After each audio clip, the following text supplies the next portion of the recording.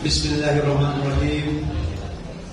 Assalamualaikum warahmatullahi wabarakatuh.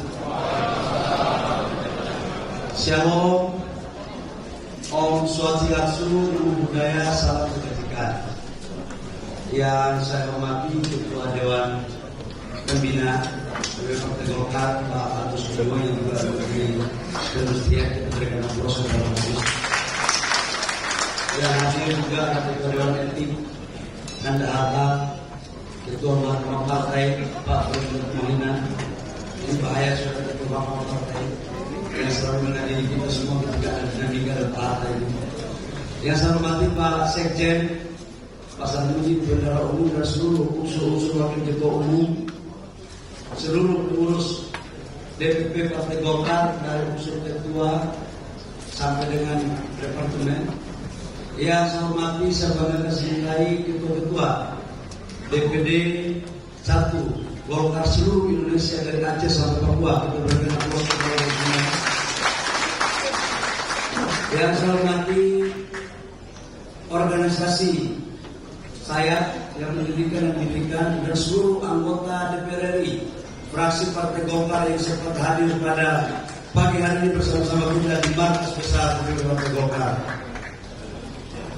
Pertama-tama mari kita panjatkan syukur kita kepada Allah Subhanahu wa taala atas selamat kesayangannya sehingga kita semua dapat berkumpul di sini dalam rangka mengikuti acara Rakernas.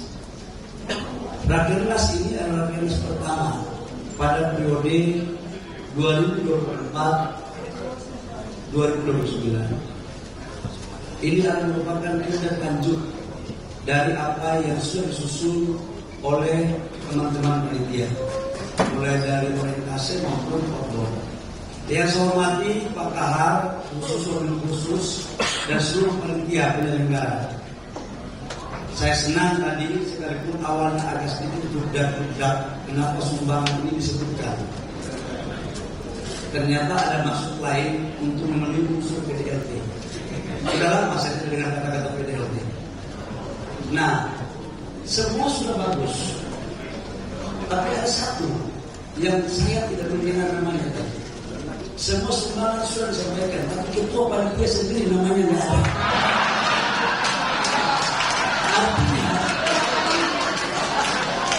Artinya Bapak Ibu semua, PDLT itu juga kita harus pertimbangkan. Tapi tidak bermaksud seperti itu. Ini beliau ini sebagai senior, mungkin karena sudah terlalu banyak memberikan, tidak perlu diungkapkan. Yang baru diberikan itu yang diungkapkan. Mungkin itu maksudnya. Bapak Ibu semua yang saya hormati, untuk itu rakyat seperti Partai Golkar harus kita jadikan sebagai momentum konsolidasi. Sebagai momentum konsolidasi. Kenapa? Karena ini adalah silaturahmi yang besar. DPP Partai Golkar, DPD 1 dan fraksi, dan seluruh organisasi saya DPP Partai Golkar, baik diberikan maupun diberikan.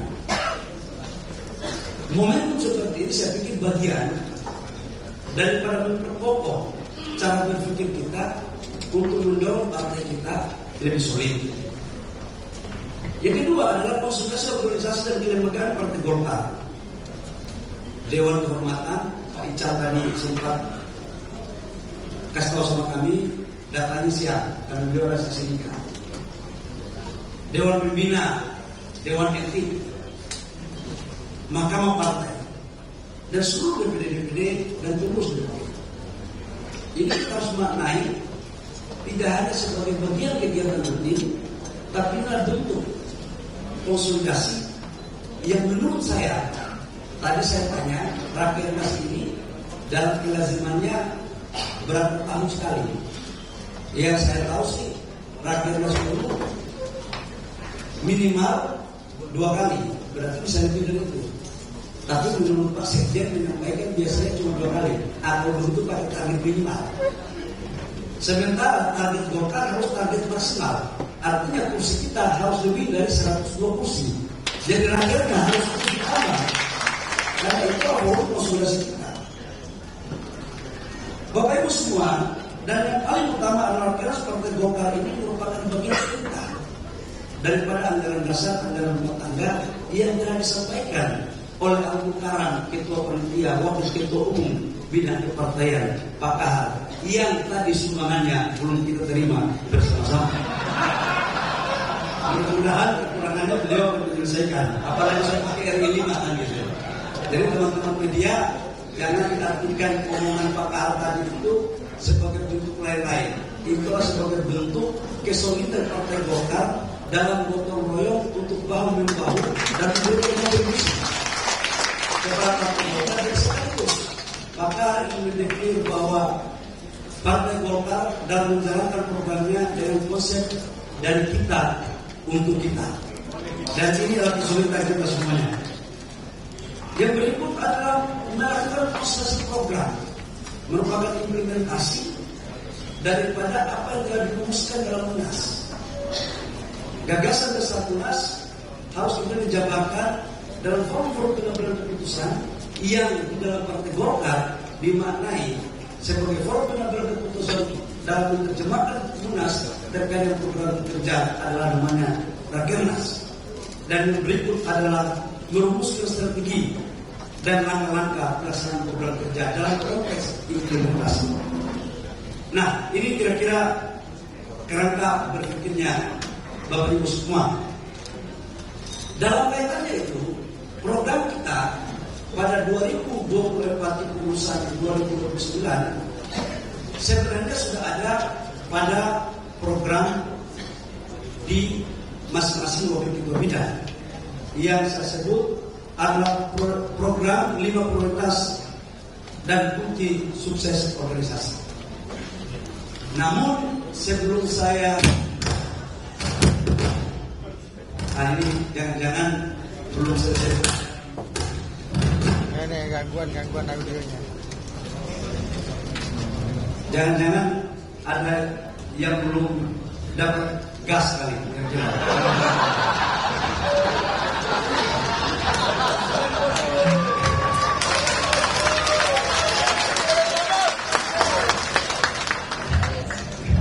Saya gas LPG-nya semua udah dapat.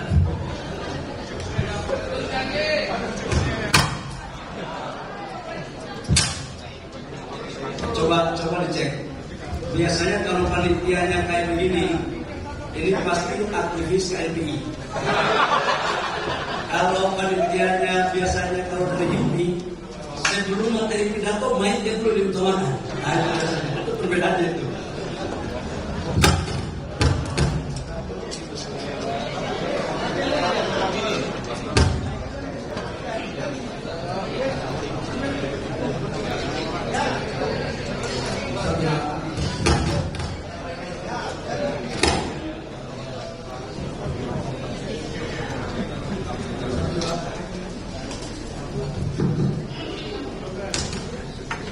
Coba dicek. Nah ini karena angkanya belum clear, maka mainnya belum selesai.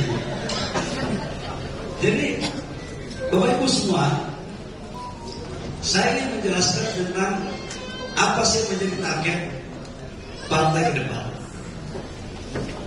Target kita tidak boleh keluar dari apa yang diputuskan dalam Munas. Ada 2 hal penting yang saya sampaikan sebagai output akhir dari priorisasi ini.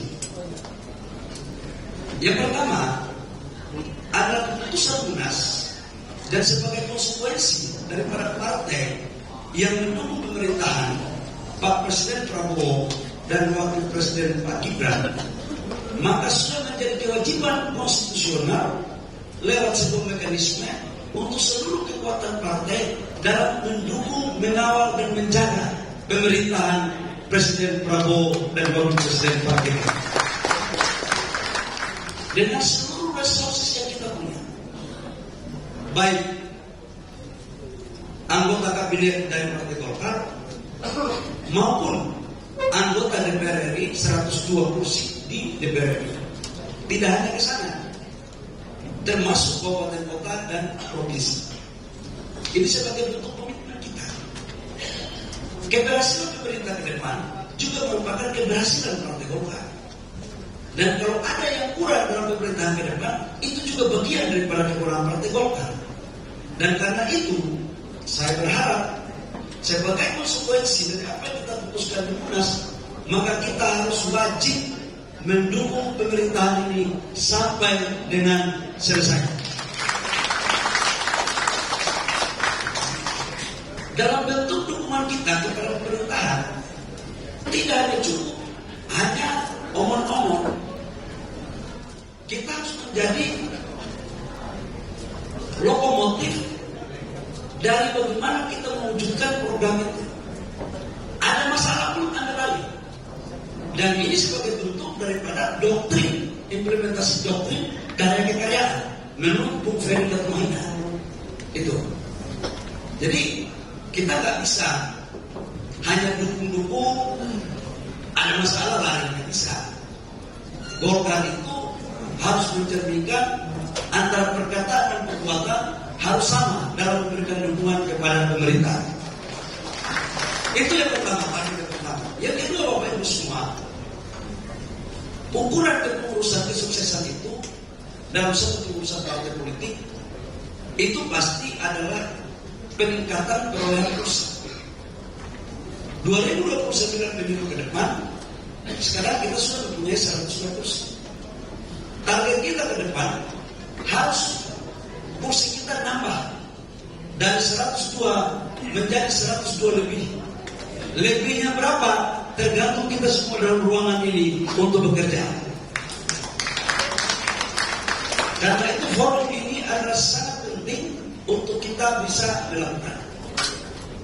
Bapak Ibu semua yang saya hormati, dalam rangka mewujudkan dua program tersebut, maka saya ingin menyampaikan bahwa program pertama adalah sukses konsolidasi organisasi. Dan saya canangkan di tahun 2025 adalah tahun konsolidasi organisasi dalam melakukan revitalisasi dan proses-proses musda-musda baik di tingkat provinsi, tingkat kabupaten, kecamatan, dan desa. Ini sebagai bentuk implementasi daripada konsolidasi. Konsolidasi tidak bisa kita artikan hanya sampai di DPP. Kalau DPP itu udah partai lah.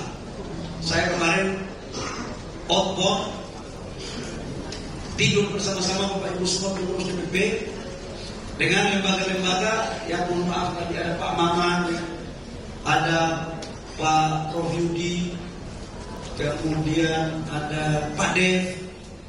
Kita semua minat di sana. Menteri Pemuda yang saya lihat acaranya malah terus dia mulai mencari pemuda yang lain dalam rangka menjadikan kader Partai Golkar yang lebih baik. Jadi saya memberikan penugasan khusus Menteri Pemuda harus mencari anak-anak muda lebih bagus, lebih banyak gitu, supaya kita bisa melakukan akselerasi dan diplomasi interaksi kader yang konstruktif. Tapi kita tunggu sampai pagi belum ada juga kader yang di bawah untuk bisa. Jadi ini adalah menjadi bagian penting. Saya waktu beberapa hari lalu mendengar berbagai masukan dari teman-teman tentang proses musda-musda. Idealnya 3 bulan pasca Munas kita harus melakukan musda. Namun kita memperhatikan kondisi pasca Munas, kita menghadapi politik, pilkada,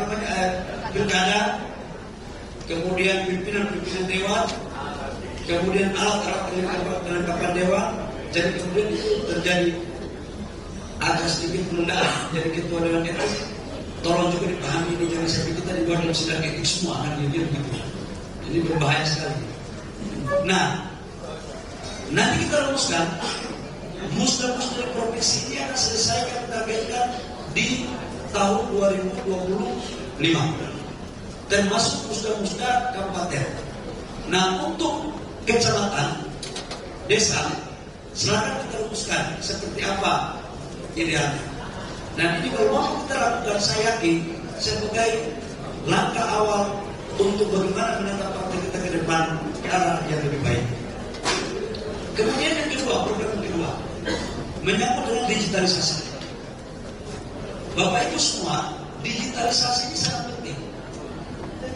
Ibu Wakil Ketua Umum, Ibu Mutia, karena partai kita ini ide dan gagasan sebagai instrumen dalam merumuskan program menurut Al-Quran Pak Idrus, ini hanya bisa tersosialisasikan secara baik kalau ada digital. Tidak bisa hanya cukup kemudian dalam ruangan. Karena ini menurut saya digitalisasi adalah sesuatu sangat penting untuk kemudian kita dorong menjadi program utama. Saya bermimpi sejak awal menjadi ketua umum adalah dulunya anggota fraksi Golkar di DPR RI pada saat saya masih mahasiswa, Pak dulu itu Pak Teo Sapuaga, Pak Akbar Tanjung, kemudian Pak Marzuki Darusman. Mereka kalau ngomong, ya Pak Farid Latumahina, mereka kader-kader kalau ngomong di DPR itu menjadi rujukan referensi bagi kader-kader partai yang lain. Nah, kenapa itu bisa kita kembalikan pada momentum sekarang untuk kader partai Golkar sebagai lokomotif rangka membangun ide dan gagasan sebagai instrumen perjuangan. Nah, ini digitalisasi ini penting, dan ini sekaligus untuk bagaimana mensosialisasikan kampanye-kampanye kita di tingkat anak muda. Yang berikut adalah kaderisasi. Kaderisasi ini dalam pandangan saya, Bapak Ibu semua, ini sangat penting. Dalam berbagai kesempatan kita ini kuat pada saat pilihan, pada saat pilkada, karena memang kadernya bagus-bagus. Tapi regenerasi, rekrutmen ini harus untuk kita tata. Dulu waktu saya menjadi kader partai Golkar, ada namanya karakter des. Mungkin sekarang karakter des ini sebagian daerah masih oke, masih bisa menyelesaikan, tapi sebagian daerah udah mungkin kan. Tapi rohnya harus kita jadikan sebagai bagian yang tak terpisahkan dalam mendorong untuk meningkatkan kualitas kader. Dan saya memberikan apresiasi kepada pengurus terdahulu bahwa di Golkar sudah ada yang namanya Golkar Institute. Ini adalah tempat rekrutmen kader-kader baru yang kemudian memberikan pemahaman tentang kebangsaan, tentang tujuan Golkar, tentang bagaimana karya-kekaryaan dan Golkar dalam menjabarkan pikiran-pikirannya. Kaitannya dengan itu, Bapak Ibu semua, saya mencerahkan untuk ke depan kita harus mampu mencetak 1 juta kader partai Golkar yang tugasnya harus ada di semua TPS dari Aceh sampai Papua. Ini mau tidak mau harus kita lakukan. Badan saksi mana? Badan saksi partai Golkar. Ya, saya pikir badan saksi ini sebagai salah satu pilar di depan. Jangan sampai pada saat pemilu saksi kita masih cari susah. Nah, mereka ini kita jadikan pada garda terdepan untuk kader di desa, kader di TPS.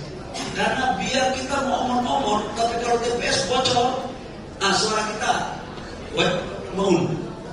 Nah, ini yang kita harus jaga sebagai bagian daripada ikhtiar untuk bagaimana mendorong partai ke depan. Saya harus baca poin-poinnya supaya tidak melanggar hasil munas. Karena kalau melanggar hasil munas, Dewan Etik sudah mencatat ada nggak mengalami dalam munas. Nah, sukses program berikutnya adalah program pemerintah.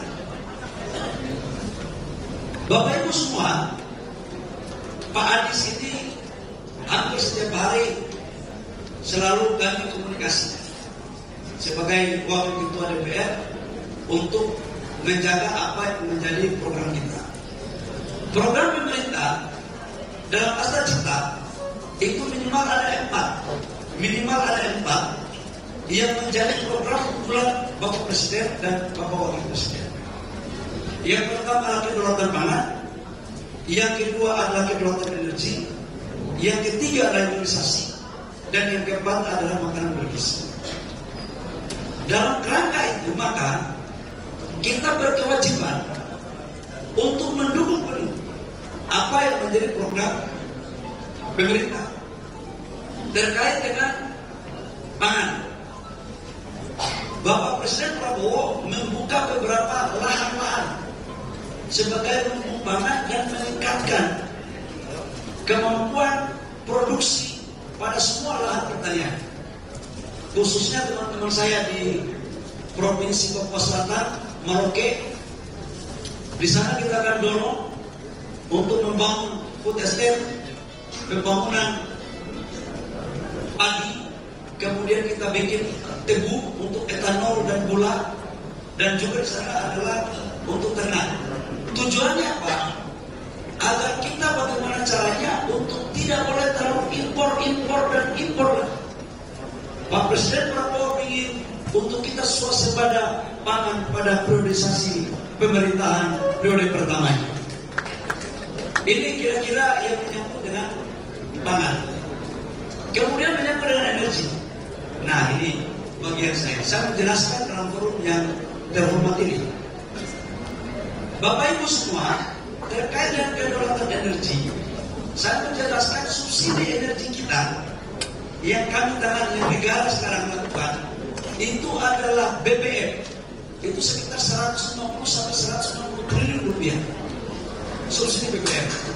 Subsidi listrik per tahun 187 triliun rupiah, dan subsidi LPG itu sebesar 87 triliun rupiah. Total subsidi energi satu tahun rata-rata di 400 sampai 450 triliun rupiah. Dalam rangka mewujudkan program Asta Cita Bapak Presiden, maka semua anggota kabinet diminta untuk memastikan semua anggaran negara yang diwujudkan untuk program rakyat dipastikan harus sampai di tengah-tengah masyarakat. Nah, kita sebagai kader Partai Golkar, khususnya saya, itu sekarang melakukan penataan baik dari subsidi listrik yang tidak tepat sasaran, subsidi BBM yang tidak tepat sasaran, maupun subsidi LPG. Bapak Ibu semua, apa yang terjadi satu minggu ini merupakan kejadian yang mungkin orang anggap itu luar biasa, tapi ini terjadi sudah puluhan tahun sejak konversi minyak tanah ke LPG. Harga LPG di Republik Indonesia untuk rakyat belum pernah harganya naik. Subsidi negara kepada rakyat untuk LPG 3 kilogram satu tabung untuk 3 bulan lebih. Satu tabung, artinya per kilogram 12 ribu. Harga ke masyarakat itu hanya 4.250. Tapi kemudian bisa rakyat beli sampai dengan harga 25.000, ada yang 30.000, ada yang 23.000. Idealnya itu maksimal di angka 18.000, 19.000. Yang menjadi pertanyaan kemudian adalah, apakah ini kita biarkan? Kalau memang kita konsen Golkar sebagai bentuk daripada partai yang memperjuangkan apa yang menjadi hak rakyat harus dikasih, saya berpandangan ini harus kita luruskan yang bentuk. Kemudian kami melakukan kebijakan Bapak Ibu. Saya di dalam rapat kerja ini saya menjelaskan. Bapak Ibu tahu, setelah saya masuk, saya melihat ada yang tidak beres. Dua pilihan, apakah saya ikut ketidakberesan ini, atau saya merubah untuk yang tidak beres menjadi beres. Itu pilihan bagi saya. Sebagai kader Golkar yang berangkat dari bawah dan berproses dalam keluarga yang serba keterbatasan, yang pernah merasakan hasil dana subsidi beras jantan, rasanya hati ini bergejolak melihat yang lain berpesta pora dan memanfaatkan fasilitas negara. Hati saya bergejolak. Saya ingin menjelaskan secara detail Bapak Ibu semua. Harga Pertamina yang harus sampai dengan agen itu harganya 12.750. Itulah harga negara membayar itu. Pertamina, agen ke Pangkalan, Pertamina menjawab kepada saya maksimal 2.000. Harusnya berarti 15.000 rupiah. Kalau kemudian Pangkalan ke Pengencer atau sekarang saya jadikan menjadi sub Pangkalan, harganya harus maksimal 18.000 atau 19.000. Udah maksimal. Yang terjadi yang Bapak Ibu semua, harganya bisa sampai dengan 25.000, 23.000, 30.000. Kalau seperti yang terjadi, apa kita biarkan? Partai Golkar hanya diam membiarkan semua kejadian ini. Saya tahu ini adalah keputusan yang tidak populer bagi saya. Tapi untuk memastikan hak-hak rakyat mendapat dari apa yang negara berikan, maka jangankan popularitas, nyawa pun saya siap berikan untuk rakyat bangsa negara. Itu kira-kira keputusan. Kalau saya mengurai uangnya puluhan triliun, Bapak Ibu bayangkan 18.000 yang harusnya rakyat dapat dijual 25.000, selisihnya berapa? 7.000. Itu sudah sekitar 15%, hampir 20% dari subsidi. Kalau 15% sampai 20% kali 87 triliun, itu sudah sama dengan 15 triliun rupiah. Itu baru selisih harga. Pasti Ketua Golkar Kalimantan Timur dan Gubernur Kalimantan Timur terpilih ini Pak Rudi ini ngerti gitu kan? Sebagai mantan pengusaha di dunia migas. Yang kedua, oplos. Itu dioplos minta ampun. Gas 3 kilogramnya diambil, dioplos ke tabung 12 kilo. Kemudian dijual ke industri. Itu rata-rata 5-10% bocornya. Sudah begitu lagi harga, LPG itu coba cek, benar nggak 3 kilo? Ada yang cuma 2,5 kilo, ada yang cuma 2,4 kilo. Jadi ada 3 potensi kebocoran daripada LPG. Satu adalah harga, yang kedua adalah oplos, yang ketiga adalah volume. Rata-rata kalau 25% sampai 30% yang bocor, subsidi tidak bisa tepat sasaran, kali 87 triliun. Itu sama dengan kurang lebih 25 triliun Bapak Ibu semua. Negara memberikan subsidi yang tidak tepat sasaran. Dan ini dinikmati oleh sekelompok orang. Ini bukan barang gampang. Tapi kapan ini kemudian kita tidak berikan? Bahwa Presiden Prabowo dalam berbagai kesempatan memerintahkan untuk memastikan agar LPG atau subsidi itu tepat sasaran. Itulah kenapa kami membuat kebijakan ini, Bapak Ibu semua. Sehingga kita pada frame yang sama, dan ini merupakan bagian daripada konsekuensi untuk menertibkan yang bengkok-bengkok menjadi lurus. Habis ini saya tertibkan lagi, Bapak Ibu semua, saya tertibkan lagi adalah BBM, solar subsidi dipakai untuk industri. Saya tahu ini pemainnya pasti akan ribut lagi, tapi nggak apa-apa. Kita sebagai orang timur, sekali layar berkembang mata surut untuk balik. Ini untuk kebaikan rakyat Bapak Ibu semua. Dan inilah kesempatan kita Partai Golkar untuk memperjuangkan apa yang menjadi hak rakyat yang sesungguhnya itu. Sudah belum tentu dalam implementasinya 100% tidak ada yang sempurna. Mana ada program di Republik Dunia ini yang 100% sempurna? Coba mainnya. Tapi suara hilang begitu dengan LPG, main itu tidak ada. Coba bayangkan, begitu panasnya urusan LPG. Main itu tidak ada.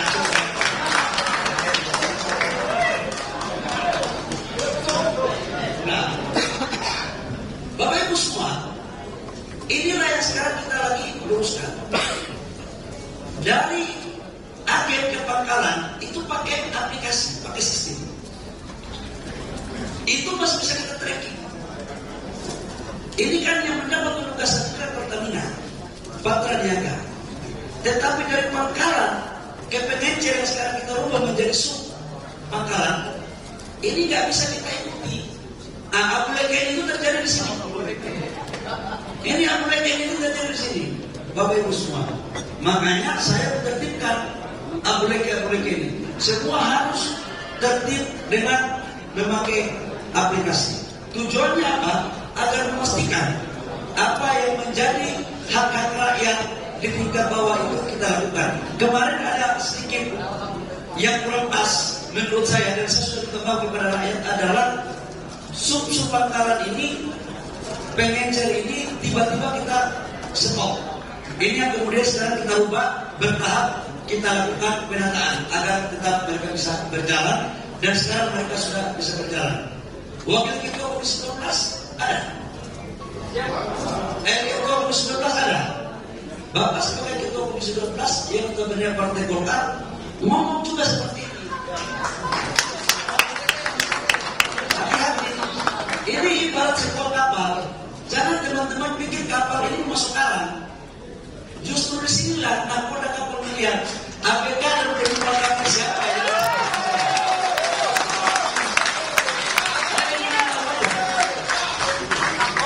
Justru di momentum seperti ini juga dalam strata itu ada instrumen menguji mana APK dan anak buah kapal yang taat pada tujuan kapal, dan mana yang memang lihat kapal miring meloncat atau mendorong-dorong kapal agar segera terbalik. Kalau nakoda selesai kembali. Cuma nakoda yang satu ini kan sudah sering bermain di ombak-ombak itu. Jadi insya Allah ada problem, gak ada masalah. Ya, mereka boleh lah, gitu ya. Tapi itulah dinamika kita di dalam Partai Golkar. Tapi saya pikir kepada Bapak Ibu semua bahwa dinamika ini semakin mensolidkan kita, semakin memperkokoh kita untuk mendukung pemerintahan Pak Prabowo dan Mas Gibran. Yang berikut adalah program yang kelima tentang sukses agenda politik Partai Golkar pada Pileg, Pilpres dan Pilkada 2029. Bapak Ibu semua, tadi saya sudah katakan bahwa tidak ada partai politik di Indonesia atau di dunia manapun yang tidak ingin untuk menjadi yang terbaik. Dan untuk menjadi yang terbaik harus kerja keras, sinkron dan kompak. Makanya saya katakan bahwa tidak ada sebuah partai yang menjadi survive, yang menjadi hebat tanpa ada perkembangan. Nah di sini saya minta perkembangan kita semua. Dan target kita 2029 kita harus menjadi yang terbaik, baik di Pileg, kabupaten kota, provinsi, pilpres maupun pileg untuk pusat. Target kita adalah 102 kursi ke depan harus kursi kita naik, dan itu tergantung daripada ketua, wakil ketua umum bidang kepartaian dalam menseleksi kader-kader kita. Cuman dalam berbagai pertimbangan dari wakil ketua umum agar ada semacam sistem yang dianut untuk kebersamaan. Dan saya baru tahu juga dari perintah Bung Freddy kemarin di acara presentasi, ternyata ketua umum ini adalah sekaligus mandataris Munas. Saya baru tahu. Jadi teman-teman ketua DPD 1 mohon untuk sosialisasikan ketua umum itu mandataris Munas, kira-kira begitu.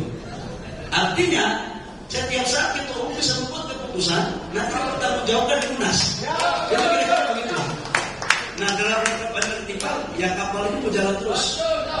Bagi anak buah dan ABK kapal yang tidak setuju, saya pikir menyesuaikan betul dengan kapal ini untuk menuju kepada karya-karya kita semua. Saya pikir Bapak Ibu semua itu yang perlu saya sampaikan. Saya harap makasih materinya banyak sekali.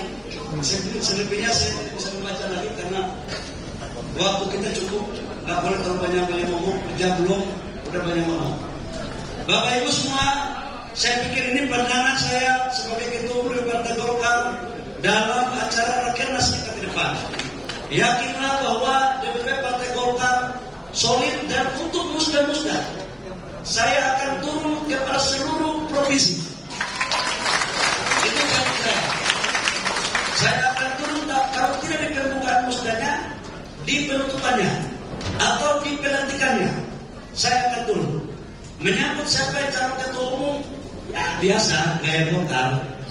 silakan berkomunikasi yang baik-baik.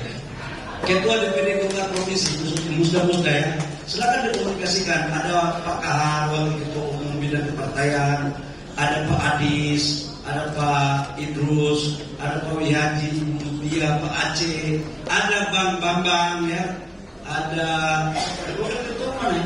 Ada Pak Doli, apalagi Sumatera Pak Doli. Kelihatannya dari semua wilayah yang ada sedikit mulai anak-anak Sumatera.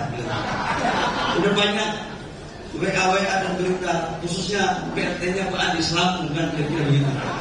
Ini agak, ya gitulah. Yang aman kelihatannya Pak Kira Kalena, ya Wakil Ketua Bidang Timur, karena ada Bangsa Abang Muhyiddin yang mengawal di sana. Jadi saya pikir itu Bapak Ibu semua, terima kasih dengan mengucapkan Bismillahirrahmanirrahim. Oh, ini versi KMPI, versi HIPMI, atau versi HMI atau versi Golkar? Golkar apa? Atas seizin seluruh peserta Rakernas hari ini dan selalu memanjatkan syukur kehadirat Allah Subhanahu wa Ta'ala dengan mengucapkan Bismillahirrahmanirrahim. Rapat Kerja Nasional DPP Partai Golkar periode 2024-2029 saya nyatakan dibuka secara resmi.